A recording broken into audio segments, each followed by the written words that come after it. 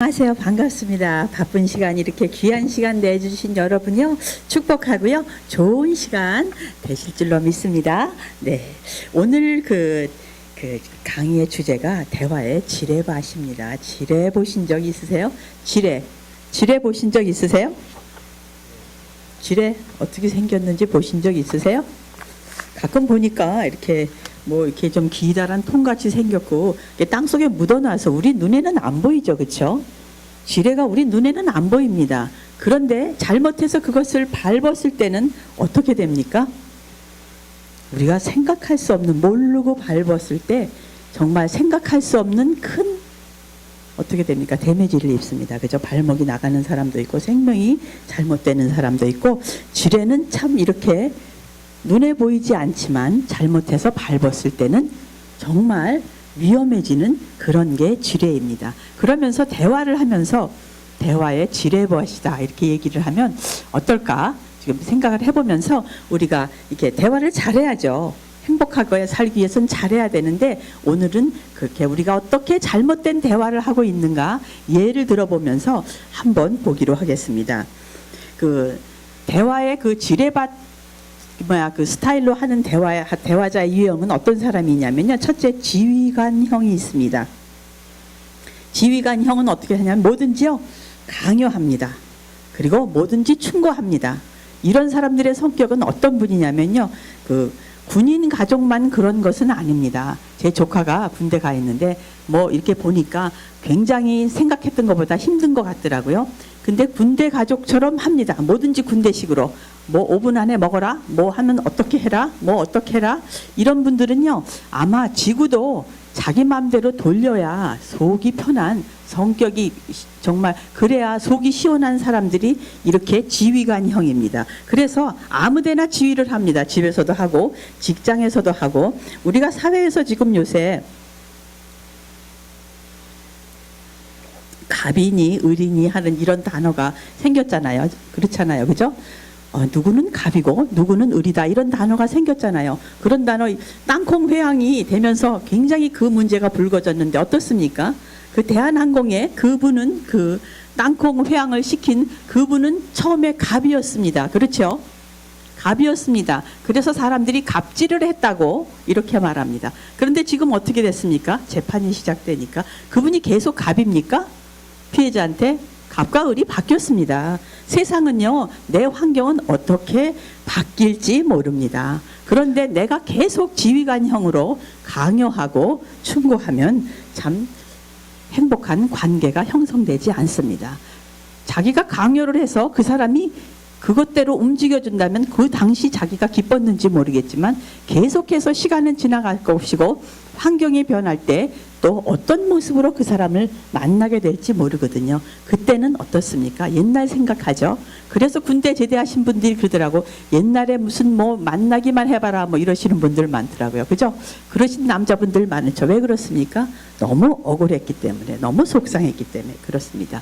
지휘관형들이 있습니다. 첫 번째. 그리고 두 번째는 어떤 사람이 있냐면요, 전문가형이 있습니다. 누가 무슨 말을 하면요 그걸 신문하듯이 따집니다. 자기가 따집니다. 어떻게 따지냐면요, 그게 시간이 얼마나 걸리는데 그렇게 했다는 등, 나의 경험은 이렇다는 등, 통계를 보니까 이렇다, 이렇게 해야지 그렇게 하면 안 된다 하고 말하는 것입니다. 전문가형은요 이렇게 신문하고 또 비교합니다. 어느 문제는 이렇게 풀었고 어느 집은 이렇게 됐었는데 그랬다, 그것이 너가 잘못됐다고 이렇게 전문가, 내가 전문가다, 내가 더 잘한다, 내 말을 들어야 한다 하면서 이렇게 제가 말하는 지뢰밭 대화자의 유행 중에 첫 번째 어떤 사람이요? 그죠? 지휘관형이 있고 전문가형이 있다는 것입니다. 전문가형, 계산하면서 따지면서 해야 된다고 말하는 거죠. 일종의 그렇습니다. 늦잠 자는 아들을 위해서 이제 엄마가 얘기할 때 전문가형이 이렇게 말합니다. 하루에 5분을 일찍 일어나면 한 달이면 150분을 일찍 일어나는 거야. 150분이면 일주일을 네가 다른 사람보다 더 사는 거다. 이렇게 말합니다. 그리고 1년이면 그게 1825분이랍니다. 그러면 다른 사람보다 네가 76일을 더 유용하게 쓰는데 하루에 5분 그거 못 일어나? 이렇게 계산을 해봐. 내 계산이 맞나 틀리나. 참 여러분 중에서도 지금 이거 계산하고 계신 분 있는지 모르겠어요. 하루에 5분이 1년이면 76일인가? 이렇게 생각하시는 분 있으시니까 모르겠는데 계산 잘 해보시기 바랍니다. 계산상으로 그렇답니다. 자, 이렇게 하면서 충고를 하는 겁니다. 전문가형으로 하는 겁니다. 비교하면서 이렇게 하는 것입니다. 그러면서 이제 어떤 문제가 생겼을 때 내가 5분을 계산해 봤더니 이렇더라. 그리고 본인이 느껴서 본인이 자기 삶에 적용하면 좋잖아요. 그죠? 근데 다른 사람도 이렇게 하라고 또 하면 이 사람은 전문가형 플러스 어떻게 됩니까? 지휘관형이 되는 겁니다. 그죠? 그렇게 합니다. 그러면서 뭐든지 시시콜콜 꿰묻습니다. 옆집 남편은 이렇다. 내 어머니는 이랬는데 엄마 친구는 이랬는데 그러면서 엄친아라는 말이 나오잖아요. 요즘. 그러니까 비교하는 사람들, 전문적으로 이렇게 비교하는 사람들이 있습니다. 또 어떤 사람이 있냐면요. 불평분자형이 있습니다. 무조건 자기 생각하고 다르면 불평부터 하고 보는 것입니다. 사람은요 다 다르게 만들었습니다. 우리가 색깔도 빨주노초 파남보 다 다르잖아요. 하나님이 다 다른 색깔로 만들었듯이 저는 이렇게 생겨야 됐고 여러분은 그렇게 생겨야 됐고 하나님은 다 다르게 만들었는데 무조건 이렇게 생각이 다르니까 다른 말을 할 수밖에 없잖아요. 그죠? 다른 사고를 갖고 있고 다른 지식을 갖고 있으니까 다른 이야기를 할 수밖에 없는데 일단 들으면 어떻게 반대를 할까? 어떻게 비난을 할까? 어떻게 논쟁을 해볼까? 사소한 것들도 끝없이 불평합니다. 식탁이 깨끗하면요. 왜 이렇게 번쩍거려? 야, 파리가 미끄러지겠다. 이런 사람이 있습니다. 근데 조금만 지저분하면 왜 이렇게 더러워? 딴 거 안 하고 식탁만 닦았냐? 식탁도 안 닦았냐? 이런 사람들. 그러니까 식탁이 깨끗하면 넌 하루 종일 식탁만 닦았냐? 이런 사람. 또 식탁이 지저분하면 넌 하루 종일 아무것도 뭐 안 하고 식탁도 안 닦았냐? 이런 사람이 있습니다. 근데요, 불평분자형 중에 또 어떤 사람이 제일 피곤하냐면요, 스쿼시형이 있습니다. 말을 할 때 베베 꼬는 사람이 있습니다. 그런 사람이 있으시죠, 그죠? 무슨 말하면 그냥 그 말꼬리 잡아갖고 꼭 이겨먹으려고 지기 싫어서 더 공격적으로 말하는 사람이 있습니다. 의도적으로 이렇게 하는 사람이 있습니다. 그러면서 가장 속을 터트리는 게 부부싸움 할 때는 그러잖아요. 어떻게든지 이겨보려고. 어떻게든지 약점을 잡아보려고 어떻게든지 기선을 잡아보려고 그렇게 말합니다. 더 지기 싫어서 그럽니다. 그러면서 어디까지 가냐면요. 스쿼시 형이 야, 네 엄마가 그렇게 시켰냐?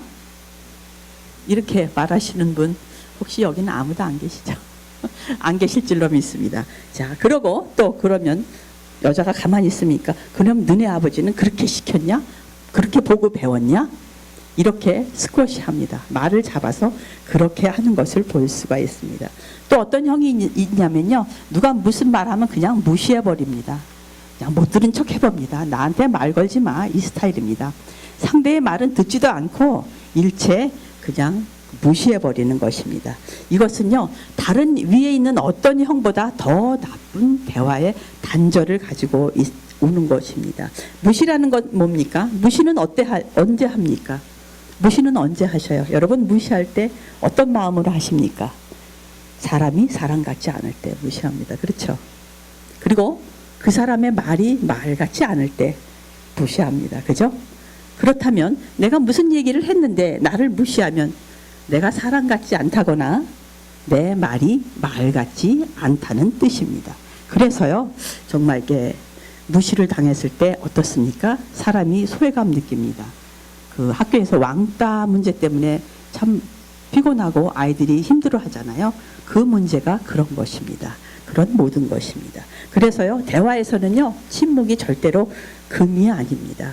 침묵은요, 외로움을 주는 것이고, 그리고 우울증과 디프레스와 또 이렇게 자신감이 결여되도록 사람을 만들기 때문에 정말 대화 상대가 없는 사람이요, 돈이 없어 자살하는 게 아니고, 돈이 없어서 정말 그렇게 되는 것이 아니고, 정말 대화 상자가 없을 때 이것은 사람을 죽일 수도 있는 정말 침묵은 무서운 것입니다. 대화에서요. 물론 어떤 그 대중적인 상황에서 쓸데없이 말하는 사람보다 이렇게 침묵하는 사람이 무거워 벤다고 말하지만 지금은 어떤 상대 두 사람 간의 대화에서 얘기를 하는 거기 때문에 사람이 계속해서 대화를 하려고 하는데 아무 말도 안 한다면 어떻게 되겠습니까? 그죠? 무시당했다는 느낌을 받을 수밖에 없죠. 또 어떤 형이 있냐면요. 간신형이 있습니다. 무조건 오케이입니다. 무조건 위로해주고 무조건 칭찬하는 것입니다. 무조건 합니다. 당신이 하는 거는 무조건 오케이. 당신이 하는 건 무조건 맞아. 이것도요, 계속 듣다 보면요, 아, 이 사람이 누구야? 이 사람이 정말 맞아서 맞다 그러는 거야. 이런 마음이 들고 대화자한테 공감을 주지 못합니다. 그래서요, 지금 말씀드린 대로 이렇게 지휘관형이 있고 전문가형이 있고, 그죠? 불평분자형이 있고, 또 침묵형도 있고, 간신형도 있는데요. 참 이렇게 옛날에 그 이장희 씨가 그걸 부른 날, 난 내가 좋아하는 일이라면 뭐든지 할 수 있어, 별을 따다가 준다는 그런 거 있잖아요. 연애할 때요, 이렇게 좀 이렇게 간신형이 많이 있습니다, 사실은. 그죠? 그렇지만 그 시간이 지나면 그거는 아니죠, 그죠? 그런 거를 제외하고는 이렇게 언제든지 무조건 예스도 대화는 아니라는 거죠. 그리고 일방통행 같은 거고 대화야 단절이 된다고 이렇게 생각을 합니다. 그러면요, 이렇게 여러 가지 이렇게 이렇게 대화의 지뢰밭형을 들어보면서요, 이렇게 한번 이렇게 예문을 한번 해보기로 하겠습니다. 자, 열심히 정말 이민 와서 이민 1세 부모가 자식을 공부시켰습니다. 진짜 그 한국 분들이 좋아하는 직업이 뭡니까? 의사, 변호사죠, 그죠? 저 변호사 해갖고 잘 나가던 아들이 어느 날요, 변호사 관두고 나 이제 변호사 때려치고 피자 가게 할 거야, 이렇게 집에 와서 얘기한다 그러면 여러분 어떻게 말씀하시겠습니까? 어떻게 말씀하시겠습니까? 오늘은 대화의 지뢰밭을 하는 날이니까 그 대화의 지뢰밭식으로 한번 얘기를 해볼까요?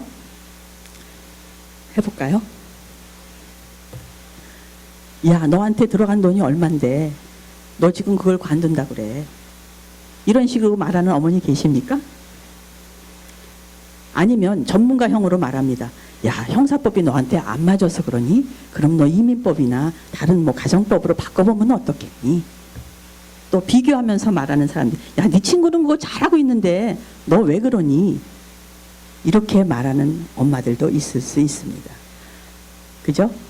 그리고 무시하면 어떻게 합니까? 그래, 네가 변호사인들 하겠냐? 네가 뭘 하겠냐? 이렇게 말할 수도 있고 그럴 수도 있다는 것입니다. 다른 예문을 한번 더 들어볼까요?